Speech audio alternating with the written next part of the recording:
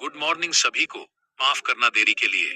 आप लोगों को पता है कि मेरी हेल्थ कैसी है, तो इसी वजह से मैंने एक फैसला लिया है। इतने सालों में आप लोगों से जो प्यार और अपनापन जो इज्जत के तौर पर मुझे मिला, वही अगर मेरी पोती टीना को भी मिलेगा तो मुझे बहुत खुशी होगी। और मैं जहां जाने वाला हूं वहां भी सुकून से रह पाऊंगा। तो आशा करता हूं आप मेरी पोती टीना को भी स्वीकारेंगे। यह कहते हुए वह आदमी, जिनकी उम्र लगभग 29 से 70 साल की थी, सबके सामने एक हाथ में छड़ी पकड़े ही अपना शीश झुकाकर माथे के पास अपनी हथेली जोड़कर प्रणाम किया और स्टेज से नीचे आ गए। उनके बगल में जो लड़की खड़ी थी, वह अब माइक के पास आकर दरवाजे की तरफ देखते हुए बोली, तो अब सब लोगों का इंतजार खत्म करते हुए हमारे सामने आ रही है हमारे कंपनी की नई सीईओ मिस टीना रायचंद। सबके तालियों की गड़गड़ाहट के बीच एक 24 साल की छोटी लड़की ऑफिस सूट में अंदर आई। उसके बाल बन में बंधे हुए थे, न्यूड लिपस्टिक और मेकअप ना के बराबर।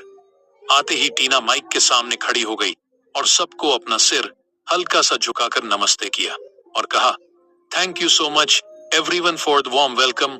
I hope I wouldn't disappoint anyone of you present in the group. लेकिन मैं आप सबको एक बात क्लियर करना चाहती हूँ, वह ये है कि जैसे मैं वर्कहोलिक हूँ, उसी तरह मैं सबसे एक्सपेक्ट करती हूँ no rumours to be spread. किसी को भी कुछ भी कहनी हो और किसी से डर रहे हो तो उस आदमी की पीठ पीछे बुराई नहीं, पेपर पेन लो और उनके बारे में लिखो और मुझे भेजो। With evidence I will take a very cruel action. हर एक डिपार्टमेंट में एक कंप्लेंट बॉक्स होगा जिसका यूज करके आप मुझ तक अपनी बात पहुंचा सकते हैं। हर रोज मेरे वॉलंटियर्स ये बॉक्सेस चेक करेंगे। मैं जल्द ही वॉलंटियर्स को भी अपॉइंट करने वाली हूँ। अब आते हैं काम की तरफ। अगर मुझे पता चला कि कोई अपना काम जूनियर से या इंटर्न से करवा रहा है तो अपनी जॉब भूल जाओ। मैं अपने दादू जितनी अच्छी तो नहीं, लेकिन काम के मामले में पूरी हैवान हूँ। I hope a very good cooperation from all you guys. Thank you. फिर से तालियों की गड़गड़ाहट सुनाई दी और पीछे से ग्लास टूटने की आवाज सुनाई दी। तो अचानक से अपने ख्यालों से बाहर आकर टीना उस आवाज की तरफ देखने लगी। एकदम से अपनी जगह से उठी और टूटे हुए ग्लास की तरफ देखते हुए अपने माथे पर हल्के से मारा और धीमी आवाज लेकिन गुस्से से कहा, क्या बात है राधा जी, इस महीने में 7वां ग्लास है जो आपके हाथ से टूटा। कितनी बार कहा है मुझे देखकर घबराने की कोई जरूरत नहीं। हल्के से राधा के दोनों बाजू पकड़ अपनी तरफ घुमाकर थोड़ी उदास होकर कहा, आप मेरी माँ के जैसे हो, मैं आपकी बहुत इज्जत करती हूँ। मैं कभी भी आप पर गुस्सा नहीं कर सकती।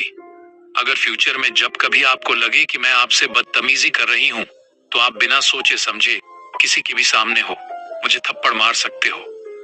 टीना की बातें सुनकर राधा की आंखें नम हो गई और उसी घबराहट में हल्के से बोली, बेबी, आज आपकी शादी की 3री सालगिरह है, लेकिन छोटे साहब, मेरा मतलब विशाल अभी तक नहीं आए।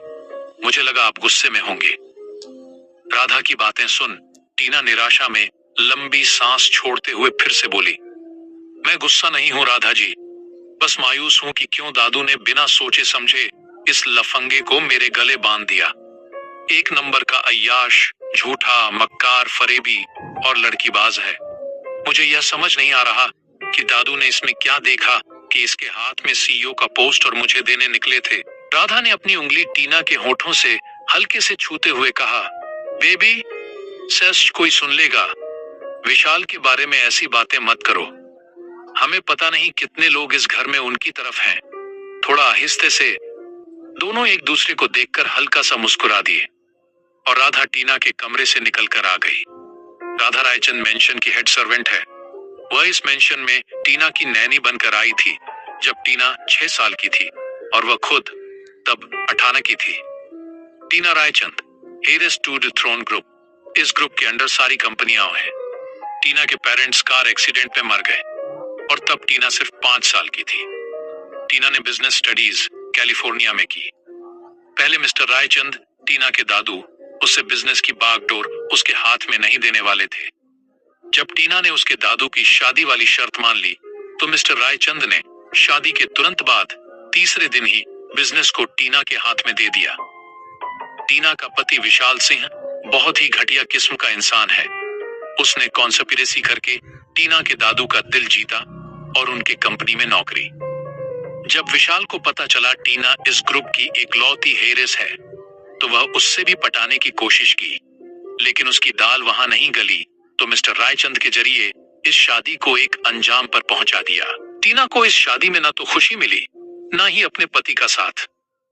शादी के 1 साल के अंदर ही मिस्टर रायचंद गुजर गए, जिस वजह से विशाल को कोई रोकने वाला नहीं रहा। इसी बात का फायदा उठाते हुए टीना ने विशाल को अपने आंखों से दूर हॉस्पिटल और होटल के काम में उसे उलझाने के लिए राजस्थान भेज दिया। बिजनेस की बागडोर संभालते हुए टीना को बहुत सारी मुश्किलें आई, लेकिन 4 महीनों के अंदर ही उसने सब सीख लिया। राधा को कुछ याद आते ही वह फिर से टीना के कमरे में आई और कहा, बेबी, आपकी 25 सालगिरह अगले महीने में है, आपको वकील के पास जाना होगा। सारी कंपनियां वो टीना के नाम पर हो गई, तो अब लॉयर कौन सी प्रॉपर्टीज देने वाले हैं? मिस्टर रायचंद की क्या मजबूरी थी कि उन्होंने टीना की शादी ऐसे निकम्मे आदमी विशाल से कर दी। गुड मॉर्निंग सभी को।